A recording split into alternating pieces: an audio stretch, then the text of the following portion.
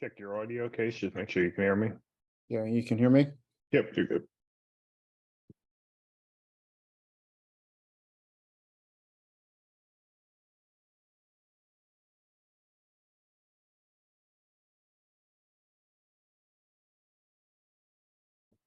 And you're good to share your screen too. Okay.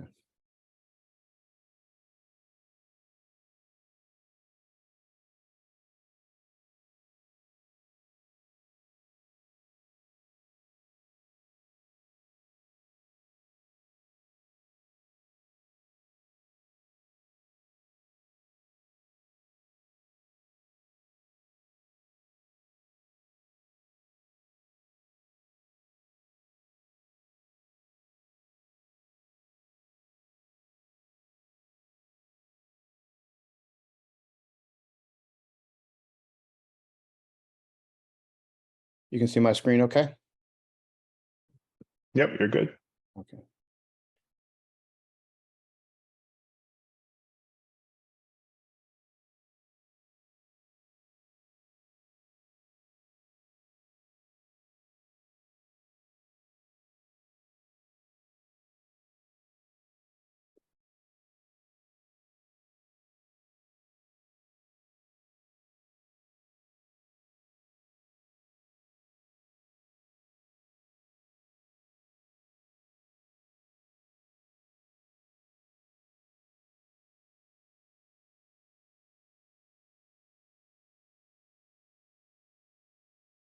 All right, looks like we still have some people joining, but we'll get started. So the purpose of this course is to quickly go through our system features and share with you a few updates that we've done recently and a few tips on how to make the most of our system. The last time we did this in February, it ran about 45 minutes or so, and we'll try to stay on that same time.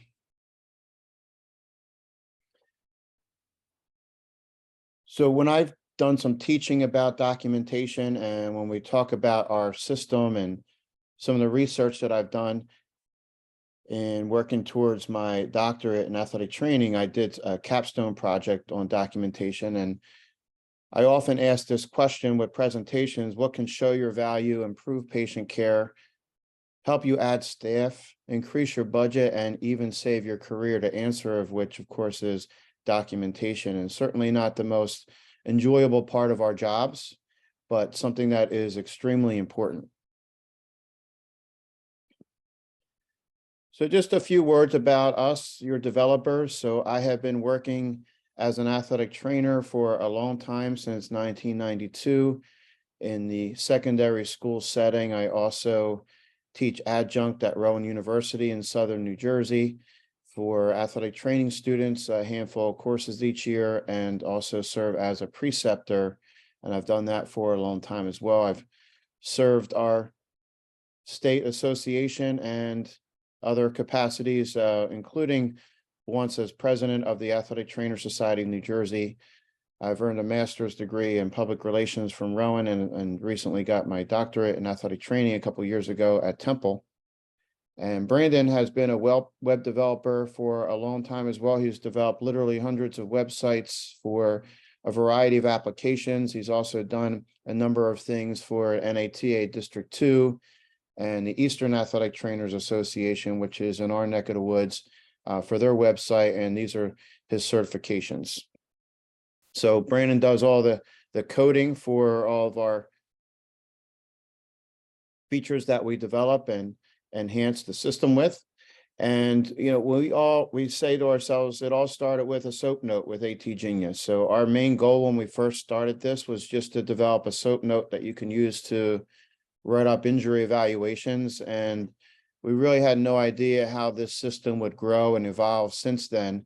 And at current count, we have over 60,000 SOAP notes in our system, over 100,000 athletes, and treatment sign-in is 165,000. So we like to just kind of keep an eye on that and see our system grow and our users grow, and how we've served the athletic trainers in documenting their care for the many athletes across the country. We recently developed ATGenius Academy.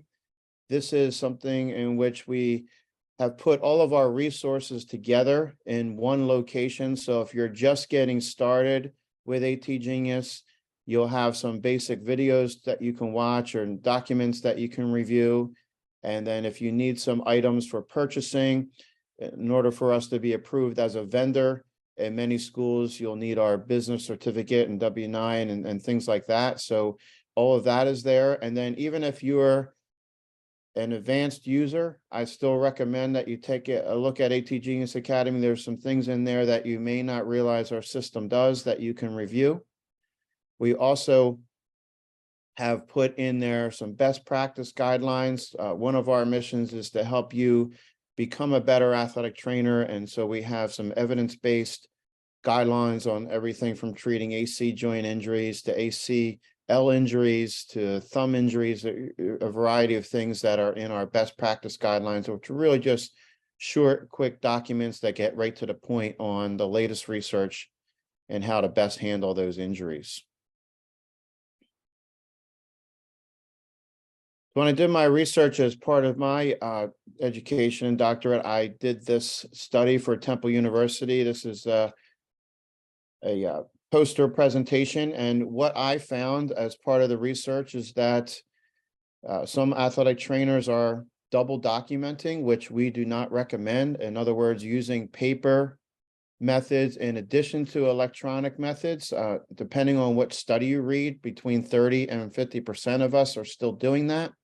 So we recommend that you do not do that. At my high school, we are completely paperless. Every time we get a physician's note, we scan it into ATGenius and then we shred it. And so there's no paper anything at my high school. And that's what I would encourage you to do as well. So in terms of documentation best practices, I already mentioned the importance of not double documenting. There's actually studies that say this results not only in clinician inefficiency, but more errors because you have your documentation in two different spots.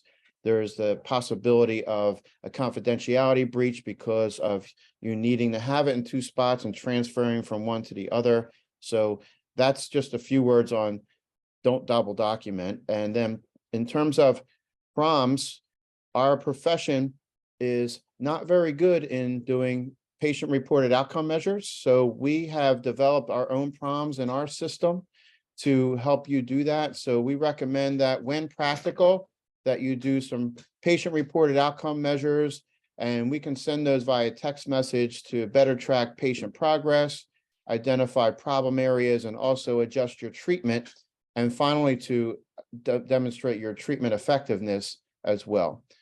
And we also encourage you to check your Practice Act with regards to documentation. In New Jersey, we have some of the strictest guidelines in the country for documentation. And I know all the various Practice Acts really can be different state to state, but I would check your Practice Act to see what the minimum is that you need to do. So in terms of importance of documenting, why do we need to document? Of course, we need to track progress and monitor patient care, but it's also our professional responsibility, everything from legal implications, perhaps you're handling insurance at your institution, and also ATGenius really helps us to communicate smoothly with the various tools that we have, everything from the text messaging features to the emailing coaches reports and things like that, that you can not only communicate with parents, but also the athletes themselves and other healthcare providers. And we encourage you to use ATGenius to advocate for yourself, to show the value of your services. So in the treatment sign-in, you could demonstrate at the end of a season the value of the treatments that you do. For example, at my high school, we show that we do between $30,000 and $50,000 worth of treatments over a season because we're tracking our treatment sign-ins very carefully and we're assigning a value to that. And also it can help you add staff. I have used documentation to add a second athletic trainer at my high school. And we're currently using documentation to also help improve some compensation for additional hours and the amount of treatment that we do on holidays and things like that. So this is just another way that you can use our system. In terms of documentation barriers, this was a study done by Eberman et al. In the Journal of Athletic Training. And these are all the documentation barriers that we face, and I get them. I understand them firsthand because I too work in a high school that is very large and has many athletes. So of course, time is the most pressing issue with documentation and managing too many patients. But we also see some of the technology limitations with some of our athletic trainers don't have Wi-Fi accessible, or they may have a situation where maybe their other staff are not pro medical documentation. So that becomes difficult if you want to try to do that, if the culture is not to document. I know in my undergraduate, our program director had always impressed upon us to document everything. And that was kind of just the precedent that I developed in terms of when I started my clinical practice. So in terms of those barriers, our big one is, of course, we don't have enough time. How can we make SOAP notes faster and easier for you to document these common injuries? So that's where we came up with this autofill idea, where you could customize autofill paragraphs that are ready to go into a SOAP note. So for example, I have on the right here some defaults that are in our system for lateral ankle sprain or Sever's disease. You can do these for any injury. And then when you're writing up your SOAP note, you can just, with a click of a button, insert this paragraph into your objective section of your SOAP note that's ready to go. And then you can edit it if your findings are a little bit different. But we really encourage you to do this to save time when you're busy. During the summer, when you have some downtime, hopefully maybe you can create some autofills that are ready to go during your busy time. To access this, go to Account, then Options, and then Autofill Content. You will see the defaults in there that you can change, and then you can create new ones as well. Sometimes we get questions about sign and lock. So we want you to ultimately sign and lock a record to make it permanent. We understand that you may look at an ankle today and you may sit on it for a day and decide whether or not you're going to send that to a doctor tomorrow or an x-ray, depending on what it looks like. We all know that certain injuries, including ankle sprains, are sometimes better evaluated the next day. But maybe you start your documentation, you can save it for later. You don't have to sign and lock it immediately, but ultimately you do want to sign and lock it and make it permanent. And that could be part of your state regulations that I mentioned earlier. I know it is in New Jersey. And then once you sign and lock that record, some of these more tab options appear. There are many things that will appear on that side menu for the more tab, but none of these things that really are significant features that we have for ATGenius are available unless you sign and lock the record. So there's these, everything from creating rehab cards to progress notes will become available to you once you sign and lock your SOAP note. So a new feature we just added last week is parent and coach injury notifications. So you'll notice when you go to sign and lock a record, you have some additional options. So you will have a send injury notification. So you could either text or email to a coach, a parent, or guardian that you evaluated an injury, and it will give the basics of what your findings were, and also a nice little link to contact you in case they have any questions. So you could check off here who you want to send a message to. If you have the mother or father, for example, their email or text, or their cell phone rather, in the system in the athlete portal section, then their number will automatically populate here. But if you don't, it's no problem. You can just type in the number or type in the email on the fly and then type in any comments. And then once you sign and lock the record, you'll the text message or email will be received by whoever you intended it to be sent to. So this is an example of the email that the parent will receive. It just explains that they're receiving this automated message. We do want them to know that it's automated because it is a little robotic, but we try to make it as less robotic as we can here. So a little introductory sentence. that they're receiving this message from your athletic trainer that your son or daughter was evaluated today by, and your name and your credential will appear there. And then just the basics of the injury evaluation will be pulled from the SOAP note in terms of their injury type or area, and then their playing status, and then any comments you write in there on the fly, and then your email link if they want to respond to questions, have any questions that you need to respond to, you can do that. So this is the email that will go. And then the text message to go. We understand it's a little lengthy. We've actually, this is a little bit of an older version from last week. We've worked on this to tighten it up a little bit, but we want this to have, again, an introduction to why they're getting this text message out of nowhere. So it just gently eases them into the text message, again, gives the basics for the injury. And then this text message does not accept replies, so they can't text you back, but they can click on a link to email you if they have any questions. We don't want to get involved in sharing your cell phone number and their ability to text you back, so that you'll get overwhelmed with that. So it is just a generic number that they can't reply to, and the message does indicate that this particular text message does not accept replies. We do have, prior to all this, we've had existing patient message features in our system. So you can send a text message to a patient. For example, it might be a reminder to bring shorts to rehab, or tell them to check in with you after school. I've used this many times to say, hey, can you return the crutches that you borrowed 3 weeks ago? Reminder, ice your ankle tonight for 20 minutes, then see the athletic trainers tomorrow. So again, the patients cannot reply and your cell phone number is not revealed, but this is a nice feature that you can do to stay in connection with your patients as well.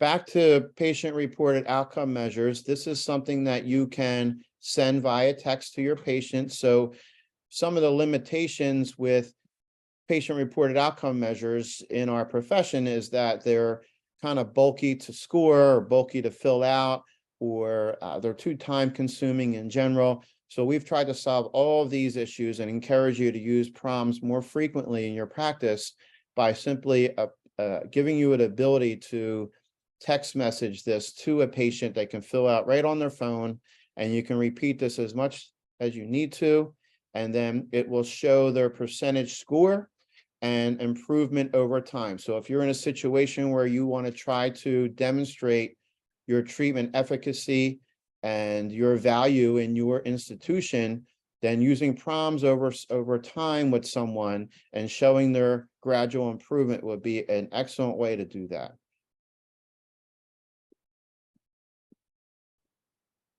This study here on the right is from our journal, indicating that we're not very good as a profession doing PROMs. I'd say about 20% of us, depending on what study you read, do PROMs on a regular basis, all because of some of these barriers that I mentioned, but we're trying to remove barriers. So on the left here is just a small piece of the PROM that you could send, to ask them about activities of daily living and, sitting in class and doing those things. A lot of PROMs out there don't have questions that are relevant for the high school or collegiate athlete. That's part of the issue. It might ask about carrying a briefcase or doing gardening and things like that. So our PROMs are geared specifically for athletes. So I recommend that you take a look at this and use them, not on your injuries that are going to get better in 3 days, but if you're working with somebody over a period of time, it would be a good way to connect with them and demonstrate your value. I mean, you may not realize some things that they're still struggling with. For example, one time I had an athlete who was cleared to play back to soccer, and I still did a PROM on her, even though she was cleared a week ago, and didn't realize she was still dealing with ankle stiffness. And so we addressed that. So the main thing with PROMs is don't do them just because I'm saying you should do them. Do them to actually adjust treatment. We do get a lot of questions on how to add athletes into the system. So you have multiple options here. You can just add them in when they walk into the room. That's actually how I do it. At my high school, I have a half sheet of paper that's laminated. When they come in, it's instructions on how to do it. I say, you're not in our system, have a seat, get out your phone, fill out this information and create yourself an account. And actually during a busy afternoon, it actually buys me an extra 5 to 10 minutes while they're doing that.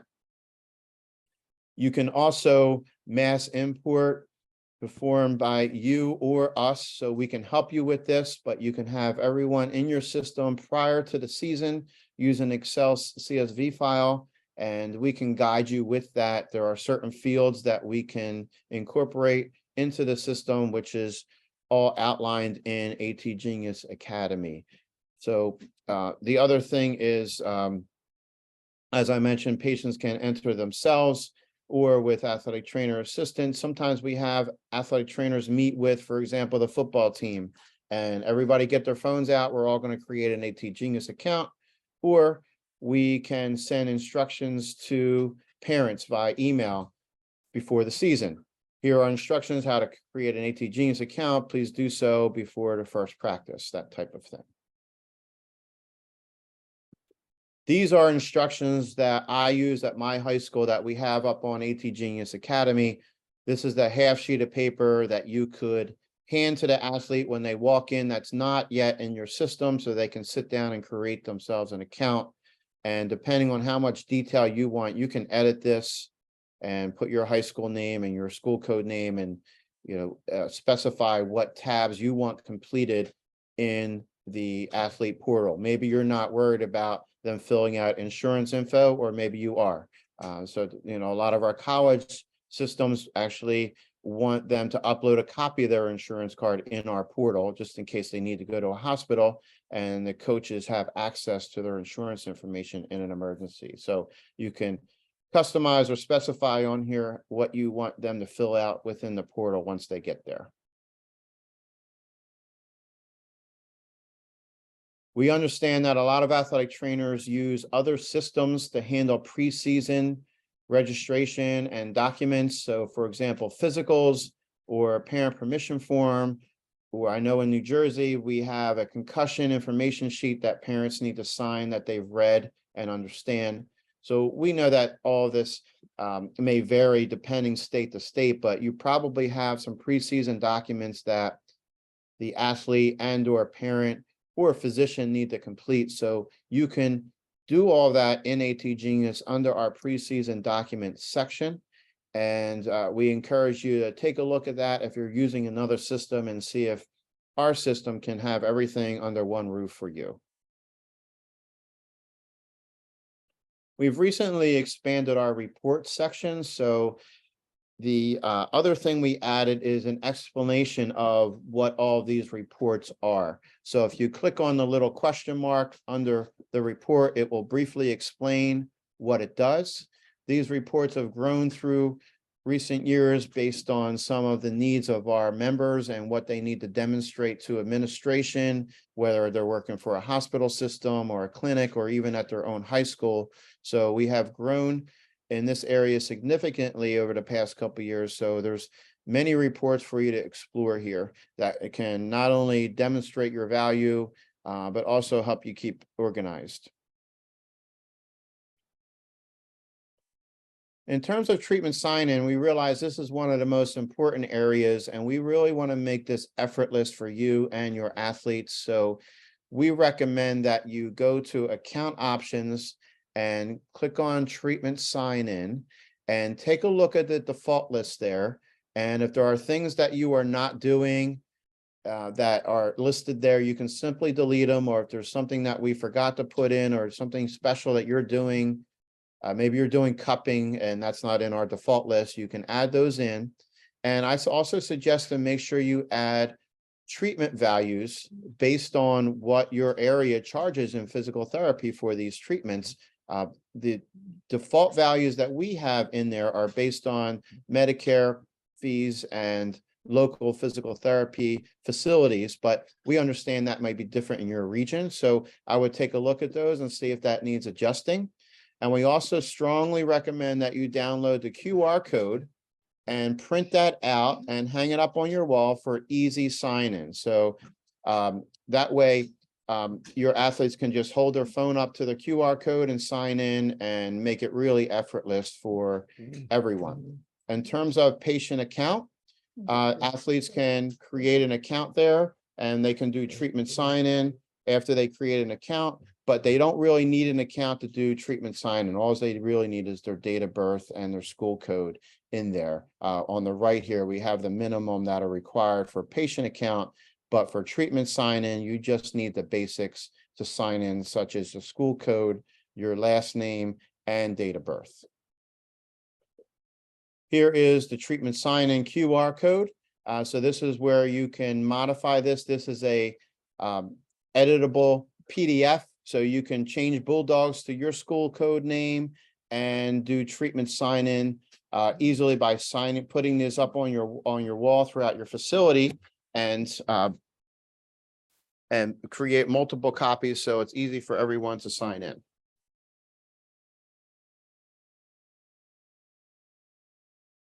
In terms of adding team members, in terms of who counts as a team member, we say that athletic trainers, substitute athletic trainers, school nurses and physicians, and Katie-approved athletic training students are all team members in accordance with what we count in terms of how many people are using the system. People who add injury records, who edit injury records, and people who just need read-only access. Maybe you just want to give your athletic director read-only access. They do not count as a team member. So any coaches, athletes, or other school staff members who need this read-only access do not count. So for the typical high school, we figure that you may just have one or two athletic trainers, and then maybe a school nurse in which you want to give access to, and maybe a school physician.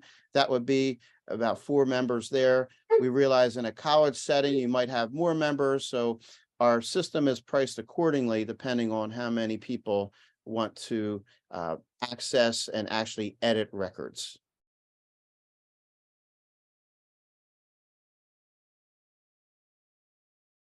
We understand that there are hospital systems and clinics that have multiple schools, or we have school districts that have multiple schools. So we have a regional manager set up where we have one lead account holder who controls who has access. And then we also have a system in which there's a single login for athletic trainers that can easily access multiple schools on the fly. You do not need to log out and log back in to switch schools that you are accessing. And the regional manager also has access to all the schools and can run reports accordingly. And so we suggest that if you have a situation where you have multiple schools, that you talk to us first so we can set you up as a regional manager.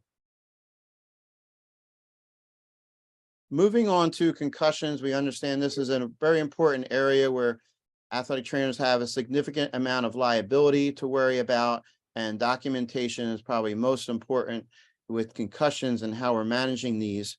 So we do have a system in place where we could document the return to play protocol, and each step must be signed and locked. So if you think about this, if this was a piece of paper, you do a step with an athlete, such as a stationary bike for step 2 for 10 minutes, we would want you to sign or initial that individual step and date it. So the same idea electronically, where you would indicate your step that you performed that day and the activity, and you would sign and lock that individual record. So sometimes you might get an alert where something is signed and unlocked, and you check all your soaps and they're signed and locked. It's often that you forgot to sign and lock an individual return to play step. Where you see the activity list here, these are all customizable in your account. So maybe you do stationary bike 15 minutes for your step 2 of concussion. You can go ahead and change that or edit it as you see fit. You can also email this. So if you see on the bottom right corner, you can send the return to play protocol to a coach or to a nurse or to a physician to explain the steps that have been completed. We've had some requests to document the return to learn process. So we do have that in our system as well. Some of our athletic trainers are required to document the return to learn steps. So these are the 4 default steps that are included in the system. And of course, you can alter these as needed to customize them for your institution. We also have a symptom checklist that you can send to an athlete by text, and this feature works out very well. And when you do initial concussion evaluation, those initial symptoms will appear, and then any subsequent concussion checklist items that are completed by the athlete in the coming days will also appear on a nice list that you can track. You'll notice that it's a red check mark if they say they have the system or have the symptom rather, and a green check mark if they do not have the symptom, and then it's scored 1 through 6, and it gives a total point score. So this is something that's nice to look at with your athletes and gradually feeling better. Well, I noticed you scored a 36 total yesterday, and today you're down to a 25. So it's nice to reassure them that they are getting better, even though they may still have symptoms, that the objective score is gradually going down. So this here is all set up to be sent by text to your athlete. And the nice thing about it is if they're home the next day after concussion, you can still stay connected with them. And just make sure that the patient's cell phone number is in their account in the portal section so you can do these types of things. As far as tips and tricks, we encourage you to add your credentials and signature in your account. So that way, when you email anyone, your credentials will appear after your name. So when you're sending those injury notifications to parents via text or email that I mentioned, your credentials will appear after that. There's also a shin questionnaire that is part of the lower leg SOAP evaluation. It's a 30-point questionnaire to help you identify who's at risk for a stress fracture. We have used that at our institution and local athletic trainers here in New Jersey to help identify who needs to get further imaging for a potential stress reaction or stress fracture. So we use that as a guide to treatment and also to justify when a physician visit is necessary based on their point system. And that is something that can be texted to the athlete to fill out and incorporated into your SOAP evaluation. We also encourage you to take a look at a new document that we just created within the last year called Getting the Most Out of ATG, Tips, Tricks, and 10 Things You Didn't Know the System Did. Again, that's on the ATG Academy list. Some of the things we do: you can create rehab cards. So athletes who are going to be with you a little while, you can create a list of customized exercises. And if they have an account, they can log in and follow their exercises and check them off as they do them. And you will have a record of every time they came in for rehabilitation and their rehab card through time. I once had to use this to document that the athlete attempted rehabilitation to justify getting an MRI because the imaging pre-certification, it was required to demonstrate that a course of rehabilitation was undergone first. And so we use that to help someone get an MRI of their injury that wasn't improving. You can also use our picture and video library feature. These are areas in which you can upload a video or a picture, whether that's a screenshot or a YouTube video, and keep a little library going so that when you create a rehab card, there's a how-to column that you could add in that link, whether, let's say, for example, it's a sleeper stretch and you find a picture or a video of how to do the sleeper stretch, you can put that in there so that the athlete is going through the rehab card, they can refer to that if they're not sure how to do it. And all of this is under account options, rehab card. The other thing I want to mention about rehab card is that you can create a template for common injuries. So we all see tons of ankle sprains. So you don't have to create a rehab card every time a new ankle sprain happens. You can have a template that's ready to go. So I think I misspoke though. In terms of the video library, that is in account options, but for your rehab card, you would click the More tab to go to creating a rehab card for an individual patient.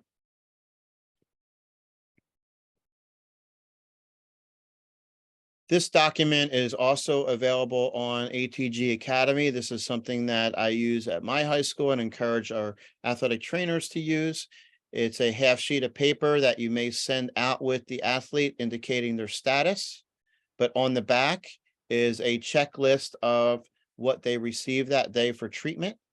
And it matches our treatment sign-in ATGenius. This is our way of ensuring accurate treatment sign-in. So we'll fill out this note after they've been evaluated, show this to your coach. And on the back, I want you to sign in and check off the items that I checked off. And we put the QR code on here as well, so they actually can just sign in on the go. And again, your treatment sign-in will be accurate if you do this method. And finally, we have the daily journal. This is a notebook approach, and it's for anything that you want to document that maybe you did a prevention. Maybe you spoke to your football team about preventing catastrophic neck injuries and proper tackling technique. Maybe you spoke to your wrestling team about skin prevention and management. Maybe you noticed a hole on a field and you notified maintenance about it 3 times, and you want to document that you've done your part in case there's an injury. So I want to tell you that back in the mid-2000s, I was involved with an injury in which an athlete sustained a C5 fracture during a football scrimmage. And of course, there was a lawsuit afterwards, but the question came up was what was done to prevent this injury. And so as athletic trainers, if you're doing preventative things, I would encourage you to document it. And this is a spot where we would say to document it in this area for a daily journal.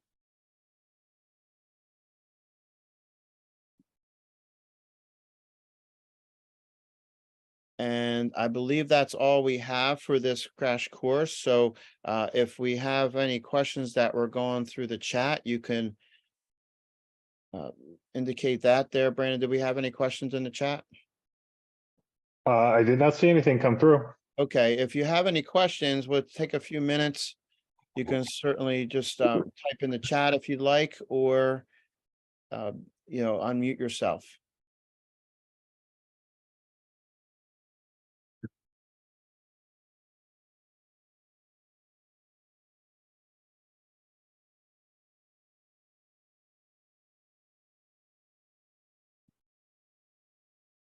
You see anything come across, Brian?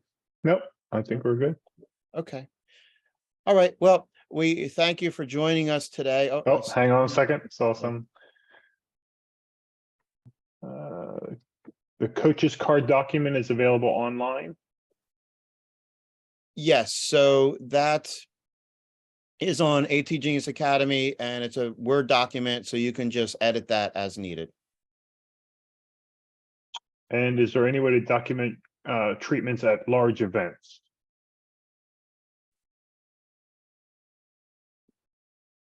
I think we would still need the QR code for that, right? You'd have to have a QR code available to do that. I'm not sure what you mean. If we had a big soccer tournament Mm-hmm.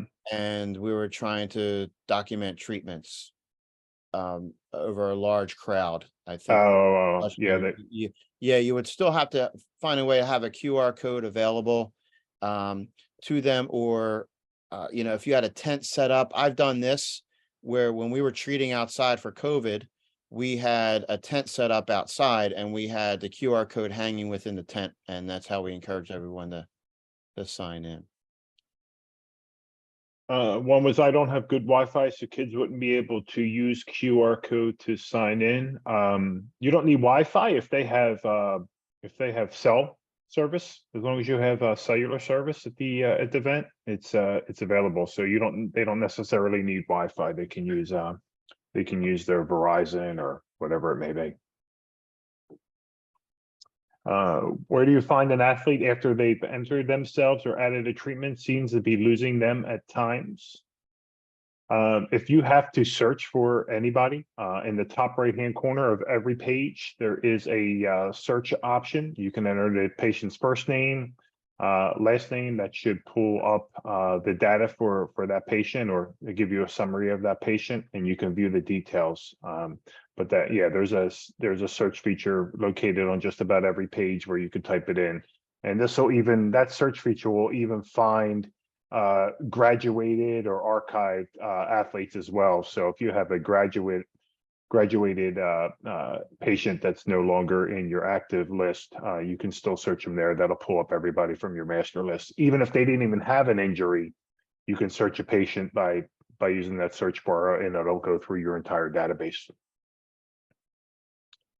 The question for adding media from my phone. So if you have a physician's note or some other record that you want to attach to a patient's file, it needs to be on your device first. So it needs to be a screenshot or saved as a PDF on your computer, or a screenshot saved on your phone. And then you would click the More tab and then add media, and then you can attach it that way.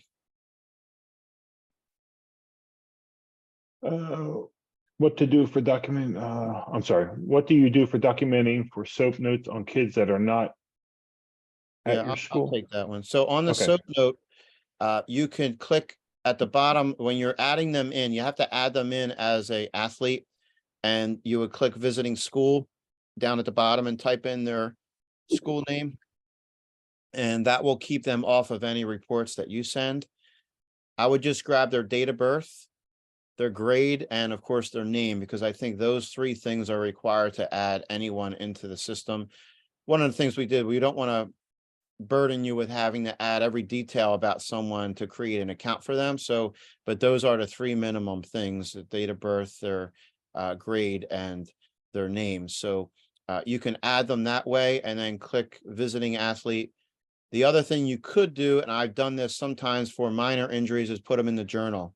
That's why there's a patient name there. So if it's something relatively minor and you just want to put them in your journal, I've done that many times. But if it's an actual injury in which we should document, I would recommend you do a SOAP note. And then you can also send that SOAP note to the host athletic trainer as well. You can email that.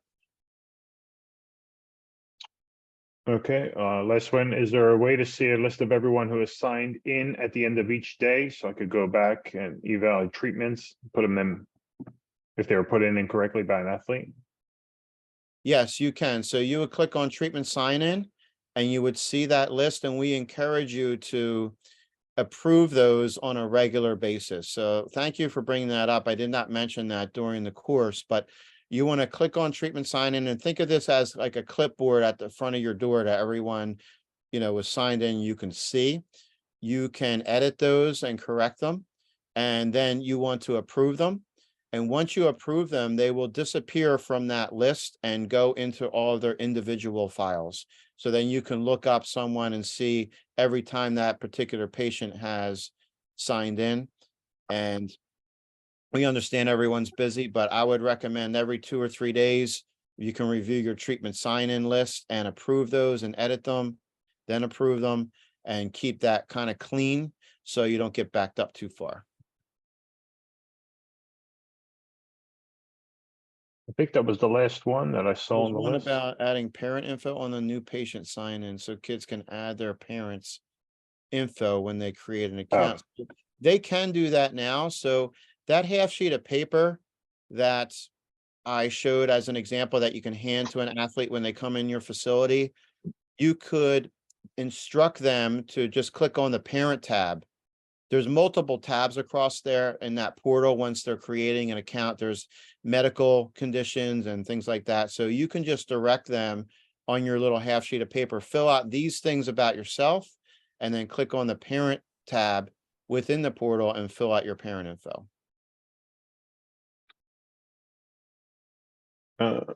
Oh, we got one more. And we don't have ATGenius yet. Is there an onboarding process that where we pair with someone like us to train us in the system?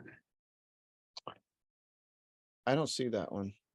Yeah, you might have to scroll down. It's the very last Yeah. one. Yeah, I'm at the bottom, but it didn't appear for me. Okay.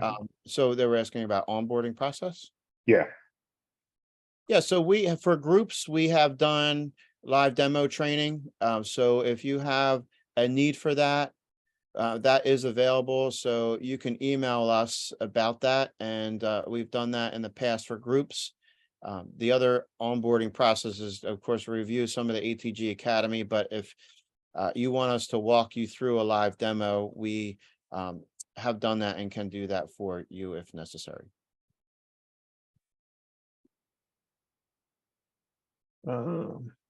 She said, thank you.